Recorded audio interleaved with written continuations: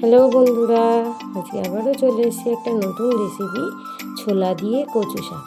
আর কচু শাক নামটা শুনলে সব বাঙালির মধ্যে একটা অন্যরকম ফিলিং হয় না? কচু শাক খেতে কতই না টেস্টি। চলো রেসিপিটা শেখা যাক তাহলে। আর রেসিপিটা শুরুতেই বলে রাখি, এখানে আমি 1 বাটি কচু শাক নিয়েছি, তার সঙ্গে কাঁচা ছোলা আর ফোড়নের জন্য শুকনো লঙ্কা, কাঁচা লঙ্কা, তেজপাতা, পাঁচফোড়ন এইগুলো নিয়েছি।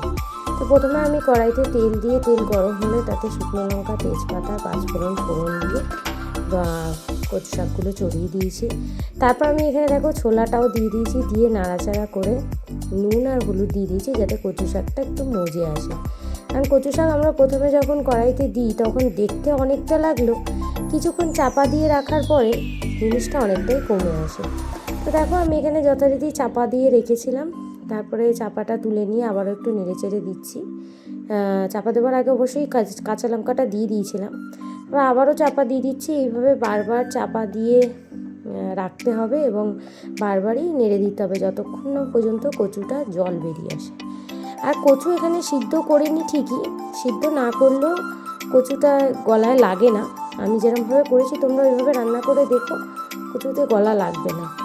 তো জলটা আমি এখানে আলাদা করে আর কিছু অ্যাড করিনি, কচুর জলেই সিদ্ধ হয়ে গেছে। যখন কচুটা একটু সিদ্ধ হয়েছিলো তখন আমি একটু চিনি দিয়ে দিয়েছি, কারণ কচু শাক একটু মিষ্টি মিষ্টিই হয়।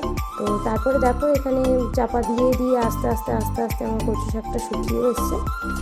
কচুটা তারপরে শুকিয়ে যাওয়ার পরে আমি নামিয়ে পরিবেশন করেছি।